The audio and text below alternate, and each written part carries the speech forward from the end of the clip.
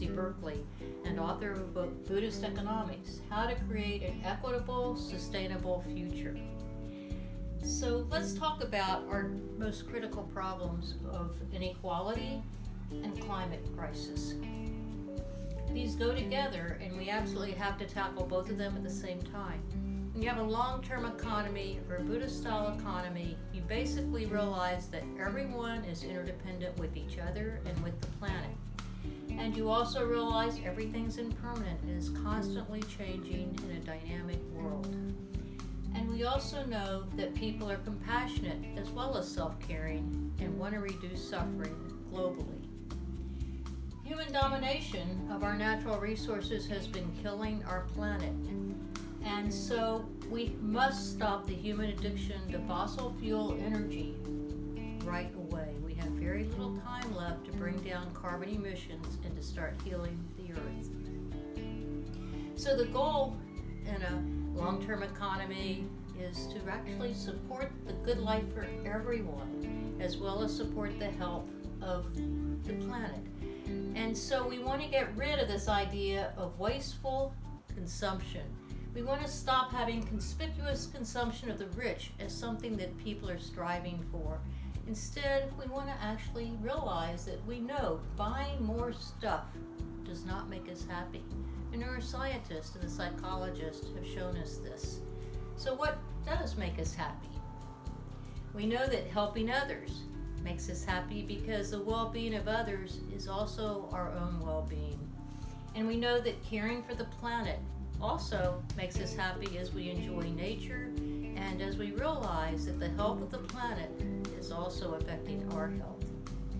So what's the role of government in all of this is what I've been studying. And we know that the government must ensure that the economy cares for the environment and provides basic goods and services to all people, and also structures markets to support public health and the well-being of everyone. Is it possible to create this kind of long-term economy?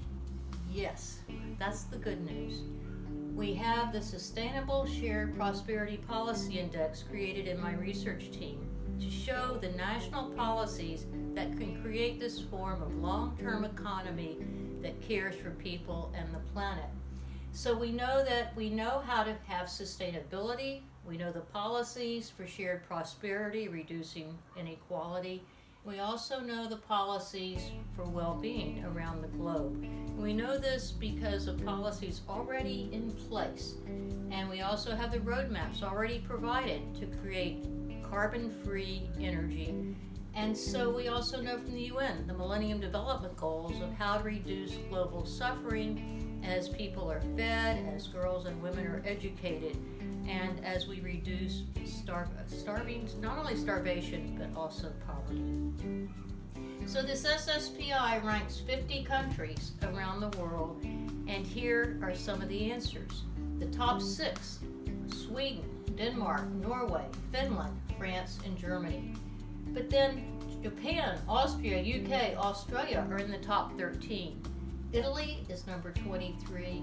So it's right there in the middle. The US is even lower. The US doesn't even make the top 25. We're 31. Unfortunately for all countries, the sustainability pillar is the weakest pillar, and all countries around the world need to reduce carbon emission. It's too high, especially across the rich countries. The waste is also too high. Wasteful consumption must come down, and we must stop filling up landfills with stuff that we buy and don't really need. We also need to protect groundwater because our industrial agriculture is overusing fertilizers and water, and pretty soon we won't have adequate water. So we know these things. All we need to do is come together and use our shared vision. We know what's important to us. We know what makes us happy. We know how to care for each other and the planet. So let's come together with our shared vision of creating a meaningful life. We can work together to create change. Because as Thich Nhat Hanh tells us, our collective compassion, mindfulness, and concentration nourishes us, but it also can help to reestablish the Earth's equilibrium and restore balance. Together, we can bring about real transformation for ourselves and for the world. So come together and let's create the long-term economy that we need